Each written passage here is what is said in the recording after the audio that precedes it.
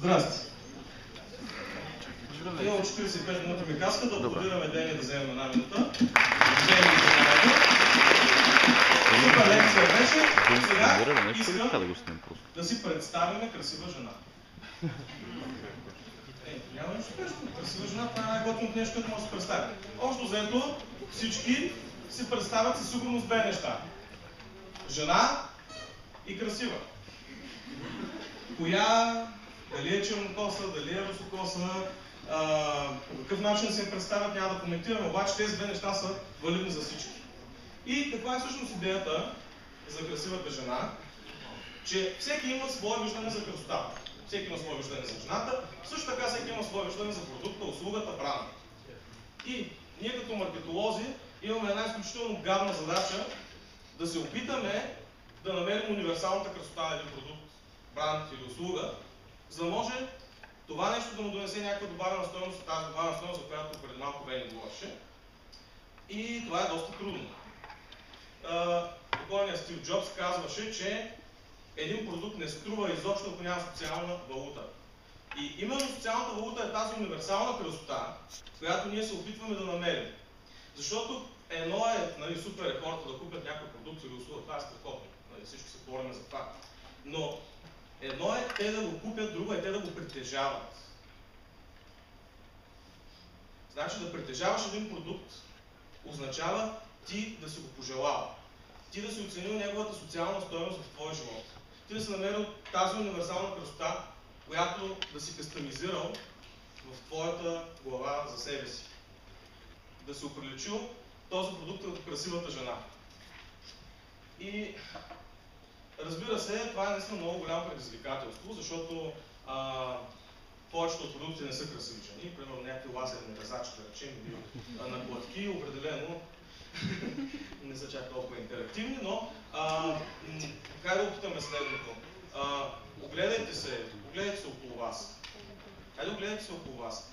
Пред вас, зад вас, отстрани, кой стои до вас. Разгледайте цялата аула. Да.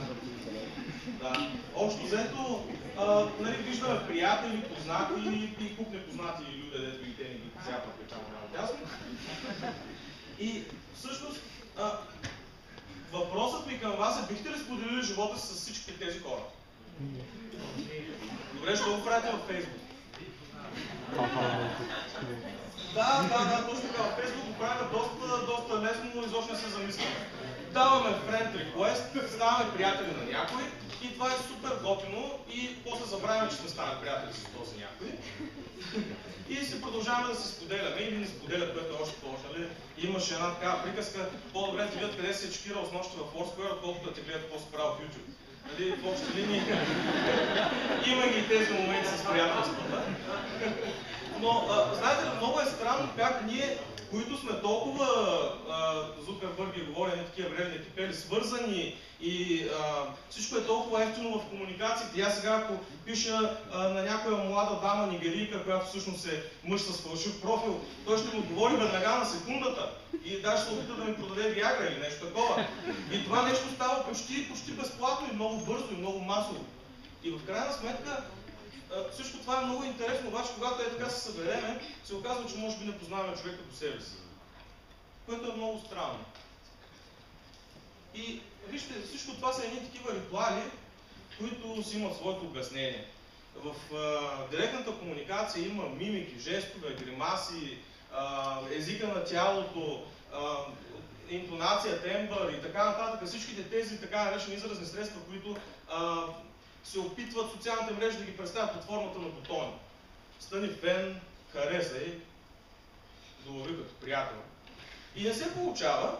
И всъщност има такива много интересни разлики в тази комуникация. Хем изглежда еднаква, хем работи по същия начин, по който работи аналоговата комуникация, но дигиталната си има своите особености. Ето това е едно типично американско семейство през 80-те години. Вижте, тук има един много интересен такъв, как да кажа, социален символ, такъв ритуал. Всички са се хванали за ръце, преди да хапнат. Най-възрастният семейство изрича молитвата, гледат към земята и този социален ритуал всъщност е споделената емоция. споделената емоция за това, че сме заедно, че споделяме момента заедно, че споделяме храната си заедно, че сме благодарни за това. Всичките тези социални моменти и тези ритуали, които ние създаваме, са познати от както съществуваме изобщо. Кръга, социалния кръг, го има и до ден днешен, не е в Google+. Има го при сватбите, при погребенията и във всякакви други такива важни за нас ритуали и събития. Това е през 80-те, сега нещата са малко по-различни. Не, между другото същото е. Вижте, нали, пак са в кръг, пак са навели глави надолу, пак използват активно ръцете си и сигурно си мислите, че не са свързани, но напротив, те са свързани, но са доста по-глобално свързани с тези тук инструменти за масово споделяне, както аз ги наричам. Такова едно нещо, като хванеш, направо може да промениш съдбата на човек. И в това няма нищо лошо, но другото предизвикателство на нас като маркетолози е това да разберем защо това и това се различават. И дали всъщност се различават изобщо, защо дигиталната комуникация е такава, къде е нейната сила, къде са нейните възможности. Това е много голямо предизвикателство. Защото уж нещата са еднакви, но всъщност не са. И има един нов тип приятели, които може да намерите във Facebook и другите социални мрежи. Това са приятели, с които никога няма да се запознаете. Да, и за нас е пълен кошмар да обясняваме това нещо от гледна точка на нашите клиенти и техните клиенти, защото те имат едни фенове, които никога няма да са им клиенти. Не могат да го разберат много често това нещо, казват, ние имаме 180 хиляди фена и имаме само 8 клиента, примерно, които си казват, че са ни дошли от Facebook, да речем. Facebook не става за нищо. И всъщност не е така. И за това си има причина, разбира се. Офлайн, между 30, най-много 40% от времето, което прекарваме офлайн в аналоговия, реалния свят, ние говорим за себе си. През другото време ни е неудобно да говорим за себе си. Или няма кой да не слуша. Нали? 80%, това е двойно. Говорим за себе си в дигиталния свят. И сега, аз като един маркетолог, първоначално си казвах, добре, ето има едни 20%, които можем да ползваме, ужас. После се сетих, че всъщност е по-добре да ползваме тези 80%. Тоест да направим така, че ние, говорейки за себе си, да споделим нещо за въпросния продукт или услуга или бранд. И ето това вече наистина за сериозното предизвикателство да свържеш бранда, продукта или услугата със себе си. Да намериш тази красива жена, според твоите представи, която да асоциираш с продукта. Мога да ползвам тази метафора. Разбира се, социалните медии са много нахални. Те взимат достатъчно време от живота ни, защото са ефтини, бързи, достъпни, масови и съответно все по-така наречената хубава българска дума кастомизирани. Тоест, те са с индивидуален подход за всеки, показват нещата, темите, които си гледал и си търсил, даже е малко стрясващо напоследък. И стават все по-добри в това. И все повече от нашата комуникация се премества там. Това дали е добре или зле, няма значение. Важното е, че това е един канал, който задължително вече се използва. И който е много важен. Но той не е единствен и никога няма да бъде единствен и се използва заедно с всички останали канали. Включително този, за който преди малко бе ни говори. И ние се задаваме въпрос като маркетолози, това е като за кокошката и яйцето общо взето, защото социалните медии са толкова готини. Ами няма универсален отговор, те просто са готини. Но от наша гледна точка те са готини заради вирусните ефекти, които създават. И ние се чудиме каква е рецептата. И сега ще помоля един голям ужас, нали, двама души да дойдат тук при мене, момче и момиче. Няма нищо да правим. Просто трябва да дойдат, защото държи микрофон, господин Попович да дойде за това, виждам, че така изявява желание, да си хареса дама, даже би било добре, защото хубаво е да имаме двама души все пак. Няма нищо да правим, само ще помоля да държите едни неща, защото съм с микрофон. Супер, да я аплодираме. Наистина,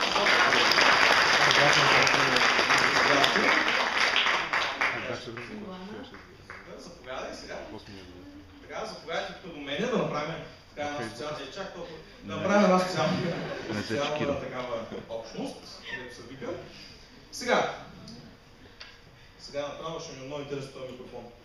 По принцип, така, срещу хората погледнете, много е важно тези двама потребители, какви са от гледна точка на един бранд. Ами те са клиенти. Няма нужда, сега ще ви налепя си налепен, да знаете. Те са безвредни такива. Ето, клиент номер 1. И сега тук е клиент номер 2. За трицепса или на... Ето клиент номер 2. Окей, обаче това нищо не значи за бранда, защото всъщност в социалните медии имаме два типа клиенти, които са важни за нас. Едните са настоящите клиенти. Това тук съм слепил път, че ми пак на фона. Как според писам? Така, това е реален като настоящ клиент, ще го тълкуваме. А Йоанна ще е бъдещия клиент. Моля, само така с микрофона ми е трудно. Много важно нещо при настоящите и при бъдещите клиенти е, че единия вече ние сме го... вече е наш човек. В смисъл, настоящия клиент вече е дошъл при нас на място и ние винаги можем да разберем къде обича той да комуникира, къде се прекарва времето, къде се го губи. И примерно той казва, аз обичам да комуникирам във Facebook, искам там да ми тече комуникацията. И ние му казваме, супер, значи трябва да сме във Facebook. И защо това е важно? Защото настоящите клиенти вече са ни фенове. И когато те са ни фенове, те могат да дадат препоръка на бъдещите клиенти, които са много хубави да се изпратите между другото до сърце. Само така се раздалечите, защото сега ще покажем какво представлява социалния граф. Ето това крайче да се вземеш. Хубаво следващо положението такова.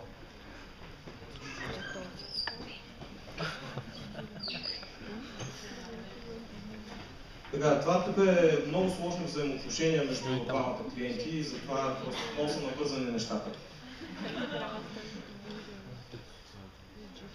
Така, успяхме. Значи, много е важно да знаем, че в социалните медии, така, може да се да, супер, благодаря много, в социалните медии хората са свързани и тези социални връзки, които те правят, общо, като обща картина се наричат социален граф.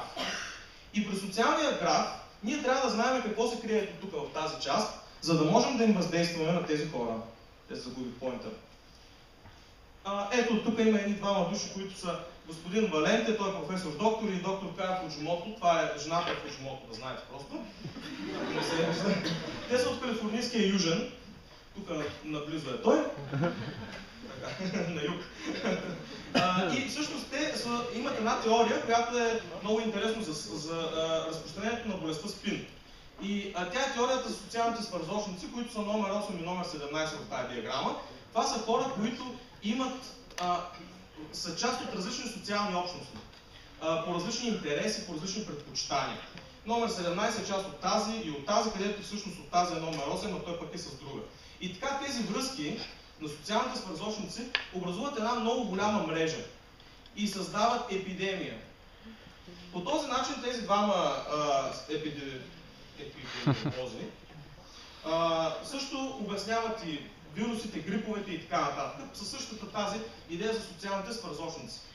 И съответно, защото господин Валенте има така голям афинитет към социалните медии, споделя това нещо на екипа на Facebook и Facebook решава да създадат своята търсачка и своя социален граф именно на база на тази теория. Определено не сгрешават. Сега в момента и рекламите им са на база на тази теория. Така, нали ви умалят ръцете, още един слайд имам, ето този. Така че това не знам какво е, но така са си го обяснили те. Така. Явно е нещо важно, може би тук някъде вече става ясно, че...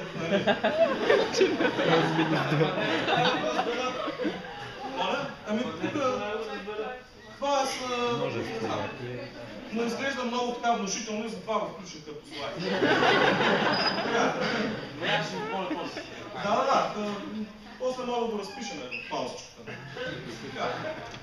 Много важен момент от социалните медии е, че компанията, опитвайки се да достигне до тези двама клиенти, създава някаква социална общност.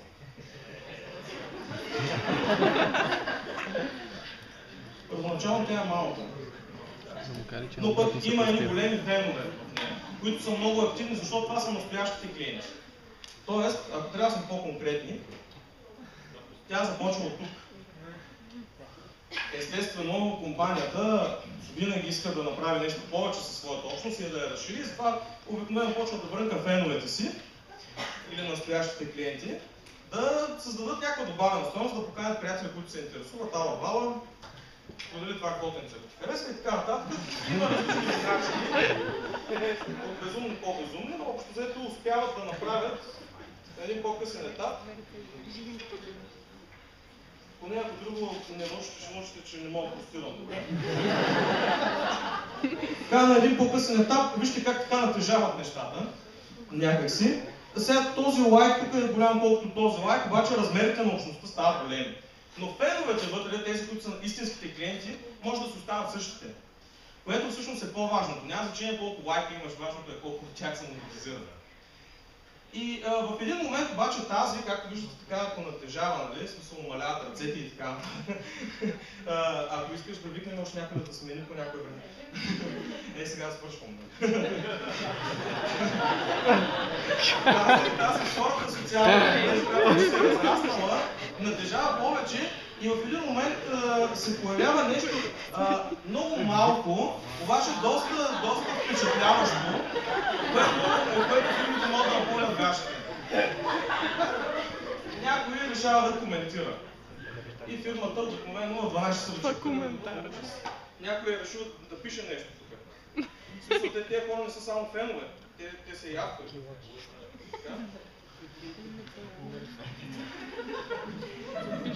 Той не се вижда много често този коментар, защото може да не е във вашата мрежа, може да е в някой форум. Женски, майчински, те да знам. Феминистки. И всъщност един коментар няма да ви фалира бизнеса, обаче може да го направи по-малък. Има една максима на Супер Марио, не знам колко от вас така са го играли това нещо. Това, което не ме убива, ме прави по-малък. Много обичам да я казвам. Всъщност наистина е така. Един коментар може да не ви убие бизнеса и социалната общност, обаче може да подейства негативно или позитивно на нея.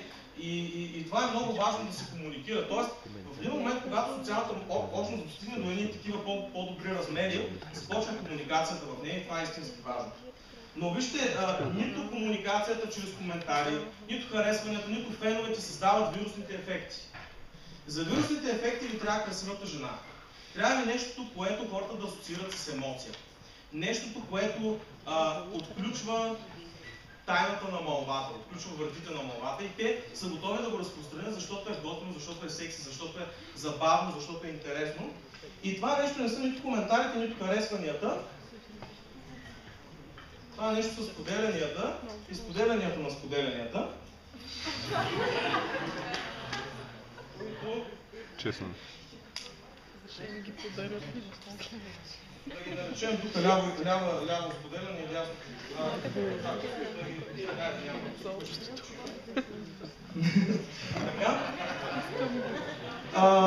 Така, определено споделянията са нещото, което всъщност ни помага ние да създадем най-важното.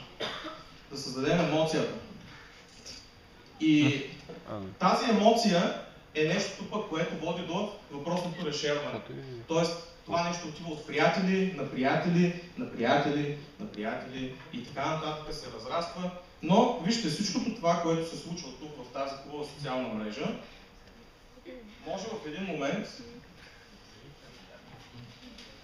да се окаже провалено.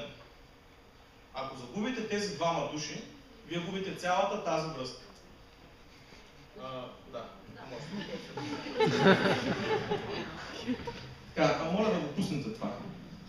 Пуснете го, хвърлете го. Хвърлете го долу. Долу. Това се случва с социалната мрежа, когато загубите настоящите си и бъдещите си клиенти. И това може колкото бързо да се случи като изграждане на социалната мрежа, толкова бързо да се случи и като някой го загубите доверието му и тази емоция се изпари. Да благодарим на Ален и Илана.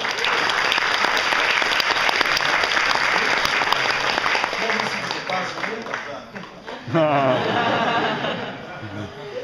Нетипично. Защото това не е вярно изобщо. И аз ще ви покажа тук един пример много интересен. Вижте, преди да ви покажа примера, всъщност аз видях, че снимахте. И вие всъщност снимахте едни печатни материали, които вече не са чак толкова бели, между другото. Но вижте, най-лесният начин да предадеш емоцията е чрез аналоговия свят, в който можем да пипнем, да погледнем някой, да срещнем поглед, да видим емоция в лицето му. Тези неща са незаменими и скоро няма да бъдат заменими. Това е като таблетите и бележниците. Защо хората продължават да си купуват бележници, след като има супер скъпи и готини таблети, дето правят всичко? Защото и при таблетите, и при бележниците ползваме двете си ръце. Когато някой измисли нещо, което може да ползваме с едната си ръка, тогава бележниците ще заминат по дяволите.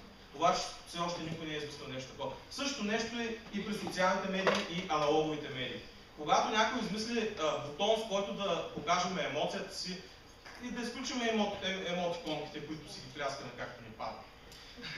Когато измисля наистина някакъв такъв начин, по който ние да показваме тембъра на гласа си, емоциите, жестовете, мимиките и всичкото това нещо, тогава вече всички ще се дигитализираме брутално.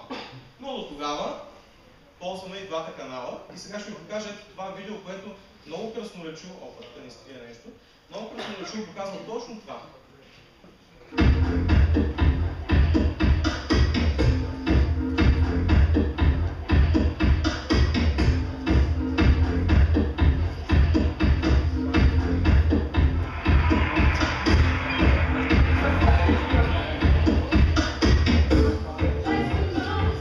Ich finde es echt eine geile Lesung, weil es ist quasi genau wie im Internet, nur geiler. This sound don't break, don't make me.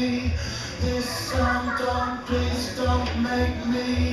This sound don't break, don't make me. This sound don't, please don't make me. This sound don't break, don't make me. This sound don't, please don't make me.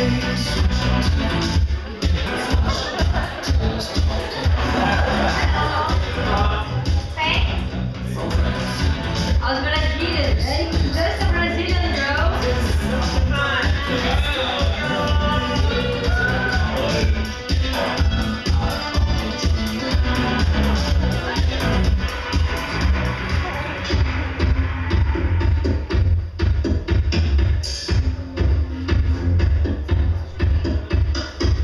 So, well, what's your status? What the fuck? It's basically your man.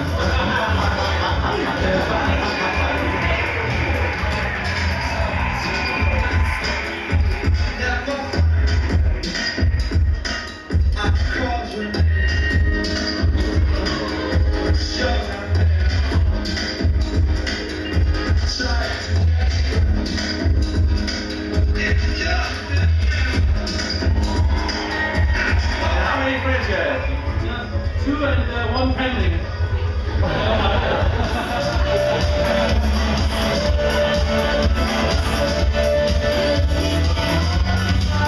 This sound don't break, don't make me.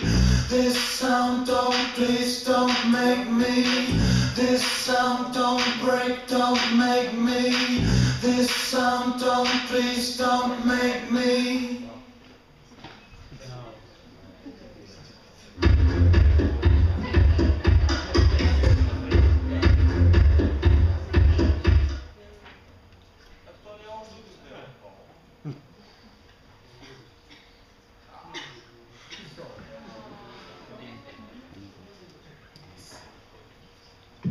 То това не е като Фейсбук, че да го разбирам. Извинявам се, винаги ми се случват такива неща. Вижте как аналоговия свят е доста по-колоритен, особено като представя дигиталното по един такъв интересен начин. Най-успешните кампании като цяло, дори и тази на Дизел и всички други, които може би сте споделяли и сте чували за тях, се движат по тази линия. Или онлайн към офлайн, или офлайн към онлайн, имат фази. И в тези фази, съответно, винаги преминаваме от аналоговия към дигиталния свят и обратно. за да можем ние да проследяваме връзката на емоциите и да ги споделяме и в двата свята, ако така можем да кажем. Тоест, ако трябва да обобщим цялата рецепта, трябва да имаме социални свързочници, които да са настоящи и бъдещи клиенти, които преди малко видяхме тук. Трябва да изградим социалната общност или всъщност тя социалната общност няма как да изградим, защото тя вече е изградена. По-скоро трябва да сме лидери в нея. Тази социална общност обаче трябва винаги да внимаваме и да имаме антикризисен план, защото може да се появи хейт, може да се появят някакви негативни коментари и това е напълно нормално, защото никой не е перфектен, всички сме хора, всички сме хора правещи бизнес, което е още по-лошо и така нататък. Трябва да има емоция във всеки продукт, във всяко нещо, което правим. Трябва да вдъхновяваме, а не просто да продаваме. И разбира се, комуникацията трябва да се прехвърля от аналоговия в дигиталния свят и обратно. И сега ще ви покажа още едно такова много интересно постижение, което е от тези кампании, дето ги наричат с нулев бюджет. Той никога не е нулев, но е близък до нулевия. Обикновено това са всъщност кампании, които имат толкова голяма стойност и толкова спестени пари от вирусния ефект върху тях, че си струват. Ето сега ще видите за какво става въпрос. In Switzerland's Graubünden region, there are several tiny, beautiful villages. Unfortunately, no one's ever heard of them. This is Obermünden. 78 residents, one church, one hotel, and a few cows. But then one day Obermünden launches a Facebook page. Unsere Gemeinde hat seit heute eine Facebook-Seite. The promise? Hit the like button and we'll put you on the village bulletin board. And a lot of people seem to like Obermünden. Soon the bulletin board is full, and soon half the village. But the good people of Obermünden stick to their promise. Every fan is posted, even if everyone in the village has to help out. Obermünden becomes the most active Facebook page in Switzerland. 4 out of 5 fans interact with the page, which is better than with Lady Gaga, Coca-Cola, and Justin Bieber. The new members receive a warm welcome. Every question is answered. Dass es Verzögerungen gegeben hat, aber wir müssen auch begreifen. Frau und ich haben da einen Gasthof.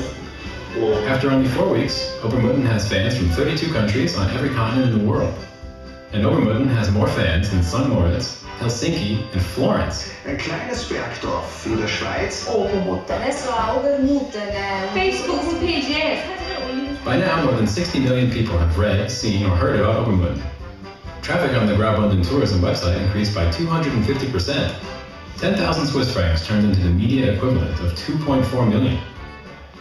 Today, this small village in the Swiss mountains has friends all over the world. Thousands have promised to visit, hundreds have already done so. Това нещо, за което всъщност Дени преди малко говореше. In Switzerland's Graubünden region, Това нещо, за което преди малко Бени говореше, всъщност тази кастомизация наистина помага. Но както виждате, тук отново имаме едно страхотно съчетание на дигиталния аналоговия свят. А и не може да отречем, че една кампания, която е спестила 2 милиона и 400 хиляди, не е успешна. И е спечелила кой знае колко и продължава да печели. Все пак става въпрос за едно селце. Ние се базикахме, че освен 4-те крави първоначално имало и гора до селцето, но тези всичките неща може. Така, да, изведнъж рязко сме. Реално, предполагам, всички знаете с тази снимка. Да. Добре, аз, защото попаднах на нея, докато се подготвях за този семинар, и ми стана много интересно. Значи има десетки, стотици хиляди снимки от протести, защото точно тази. Другото, което се замислях е, че не мога да си представя протест без всички тези плакати, лозунги и така нататък, всички тези печатни, самоделни такива материали. Тоест пак аналоговия и дигиталния свят се вървят ръка за ръка, но интересният въпрос за мен лично беше защо точно тази снимка беше толкова популярна. Ние в маркетинга, в дигиталния маркетинг имаме едно такова правило, че когато едно нещо излезе извън социалните медии в рамките на до 24 часа, то става вирусно. До 24 часа това нещо беше излязло и следващия ден вече беше тръгнало и по националните телевизии и беше много интересно. Хората всъщност не се интересуваха тук какво си говорили, какви били те, какъв бил полицай, как се казва момичето. Хората видяха една чисто човешка емоция. хората видяха една силна емоция, която беше просто случайно или не заснета и показана в дигиталните медии. Нейното дигитализиране спря в момента, в който тя беше показана и вирусно разпространена там, и тя излезе офлайн, тръгна по традиционните медии. И именно това нещо е много важно.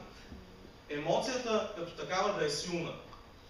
И от край време всички медии, не само дигиталните, успяват да го правят. Те успяват да привлекат вниманието чрез емоция. Емоция на страх, емоция на разочарование, емоция на хейт, на любов, емоция на заплаха, смърт или пък да речем неща, които харесваме, без които не можем, култура, неща, които създават нашето хоби и ни оформят като личности, дори страхът от живота или от смъртта, всички табута. И всичките тези неща са много важни. И затова аз много се надявам след малко, когато вие влезете във Facebook, да не споделяте статуси, а да споделяте емоции. И винаги да го правите, независимо дали работите като маркетолози, като дигитални експерти или като дизайнери и така нататък, винаги да търсите не просто споделянето или не просто продажбата на емоция. Защото има нещо много важно. Най-доброто място за вашата реклама е ето тук. И ето това нещо трябва да е вашия ритъм, с който вие да създавате и да творите. Ако не познавате този ритъм, ако не се слушате в него, общо взето ще има много инфарктни ситуации. Благодаря ви.